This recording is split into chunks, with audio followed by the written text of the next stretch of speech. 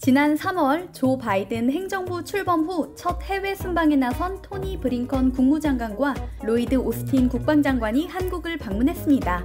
미국의 국무, 국방장관이 동시에 한국을 찾은 것은 10년 만에 처음이었는데요. 그들은 경기 오산 미 공군기지에 도착해 북핵 문제를 포함해 한미 협력 등을 논의하기 위해 한국을 찾은 것이죠.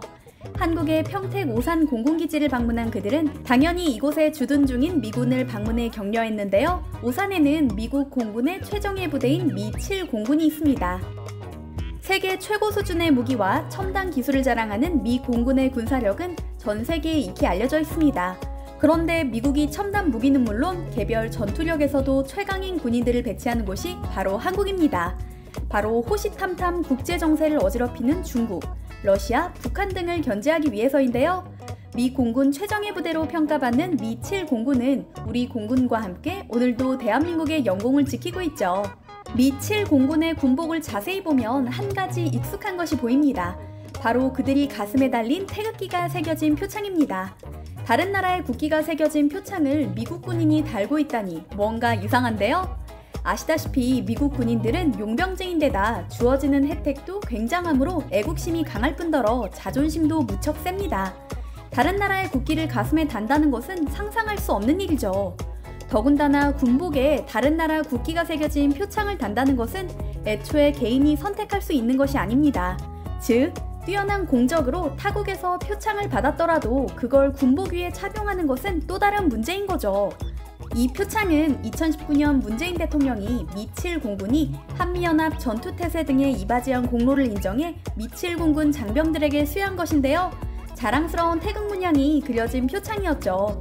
미7 공군은 표창 수여 소식에 기뻐하며 미7 공군 예하 51 전투비행단, 7 전투비행단, 607 항공우주 작전센터 등 소속 장병들은 표창을 착용할 수 있다고 공지를 내립니다.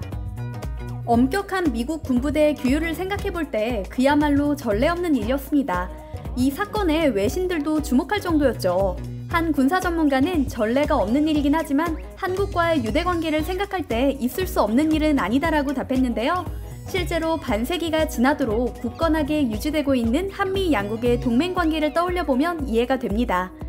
한미 공군의 끈끈한 유대는 이게 다가 아닙니다. 어쩌면 가까운 시일 내에 우주에서까지 연합군사훈련을 하는 모습을 볼 수 있을지도 모르겠습니다. 최근 한국 공군은 미국 우주군과 정례 협의체 개설을 추진한다고 밝혔는데요. 이성용 공군 참모총장이 지난해 12월 창설된 미국 우주군의 존 레이먼드 참모총장과 만나 양국 간의 군사 협력 방향에 대해 논의에 거둬낸 성과입니다.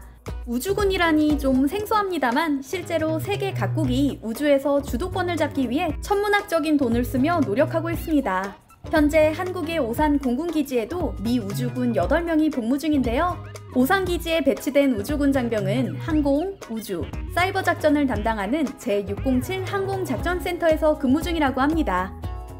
조동현 서경대 군사학과 교수가 국방과 기술 3호로에 기고한 보고서에 따르면 오늘날 가장 위협적인 우주무기는 대위성 공격무기 또는 위성 파괴무기라고 하는데요. 최근의 전쟁 양상이 병력을 투입하는 육지전이 아닌 첨단 기술을 기반으로 한다는 것을 떠올려 볼 때 쉽게 이해할 수 있는 부분입니다. 즉, 교전 상황이 발생하면 자국 위성을 보호하고 상대국 위성을 빠르게 타격하는 것이 승리의 핵심 요건이 된 것이죠. 우주에 있는 위성을 기반으로 감시는 물론 탄도미사일 요격까지 가능하기 때문이죠. 우주를 활용하는 방법은 무궁무진합니다. 예를 들어 우주에서 지구 중력을 역이용한다면 우주에서 전봇대 크기 철심 하나를 수직 낙하시키는 것만으로도 전술핵 무기에 버금가는 파괴력을 발생하니까요. 실제로 군사 전문가들은 미래에는 우주 공간이 각국의 우주무기 경연장이 되리라 예측하고 있는데요. 이어 미국, 인도, 러시아, 중국 같은 우주개발 선진국들은 이미 위성 파괴 무기를 개발하고 실제로 실험을 하기도 했습니다. 예를 들어 중국은 2007년 시창 위성 발사센터에서 미사일을 발사해 자국 인공위성 FY-1C를 폭파했는데요. 이때 발생한 대량의 우주 쓰레기 때문에 오랜 기간 국제적 비난을 받았죠. 인도도 2009년 대탄도미사일을 개조한 PDV 마크2 미사일을 자국 인공위성을 격추하는 실험을 했습니다. 현재 미국 우주군은 미국이 쏘아올린 수백 개의 위성을 보호하고 관리하는 업무를 맡고 있는데요. 우주군의 첫 해 예산으로 4천만 달러, 약 475억 원이 배정되기도 했죠. 이런 상황에서 한국 또한 우주안보 강화를 위해 미국의 협력의 손을 내민 겁니다. 우리 공군은 구호를 하늘로 우주로로 정할 만큼 오래전부터 우주시대를 대비해왔습니다. 공군은 인공위성의 움직임을 모니터링할 수 있는 우주정보상황실을 2015년 열었는데요. 미국 전략사령부로부터 실시간으로 관련 정보를 받고 있죠. 덧붙여 독자적인 인공위성 감시 및 추적 체계도 만들 예정입니다. 한반도 상공을 지나가는 2000여 개의 인공위성을 감시하는 위성감지 통제대를 지난해 창설했으며 적의 위성 정찰을 무력화하는 고출력 레이저 위성 추적 체계와 우주물체를 24시간 감시하는 레이더 우주 감시 체계 등을 2025년까지 구축할 예정이죠. 우주에 주목하는 것은 한국 공군뿐만이 아닙니다. 최근 육군과 해군까지 우주군 본격화에 관심을 두기 시작했는데요. 특히 육군은 게임 헤일로에 나오는 우주 전투원처럼 추후에는 이와 같은 우주 전투병을 키우려는 건 아닌가 생각이 들 정도입니다.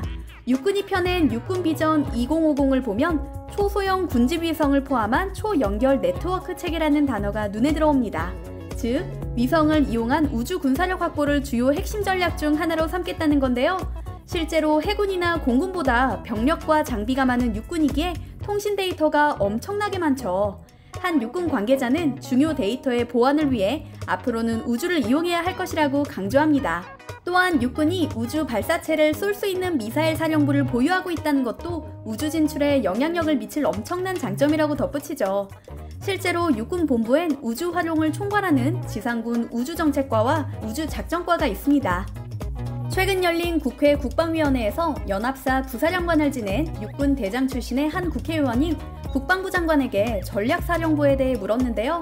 국방부 장관은 우선 육군 전략사를 만든 후 이를 합동 전략사로 발전시켜 우주군까지 이어지는 로드맵을 검토하고 있다고 답했습니다. 향후 육해공 합동사령부를 만들어 우주작전까지 이어나갈 목표가 있다는 말인데요. 이 계획이 실현된다면 각 군이 갖고 있는 장점이 합해져 시너지 효과를 낼 수 있을 것으로 보입니다. 현재 한국 육군이 참고하고 있는 미국의 전략사령부 임무는 바로 핵작전, 우주작전, 합동전자작전, 지구적 타격, 미사일 방어, 분석과 조준인데요. 우주작전에서 육해군 중 어디가 주도권을 잡느냐에 대해서는 의견이 분분합니다만 일단은 우주시대를 오랜 세월 준비해온 공군이 우세한 것 같습니다. 여기에 덧붙여 홍규덕 숙명여대 정치외교학과 교수는 미국과 연합작전을 해야 하는 특성도 고려해야 한다고 강조하기도 했죠. 앞으로 우주에서 군사력을 쌓기 위한 투자는 더 늘어날 것으로 예상됩니다. 현재 한국의 군사력은 세계 6위. 이에 만족하지 않고 끊임없이 군사력을 강화하는 자주국방 대한민국에서 우리는 살고 있습니다. 앞으로 한국이 세계 군사력 1위인 미국과 함께 새로운 분야의 국방력을 강화해 나갈 앞날이 한껏 기대됩니다.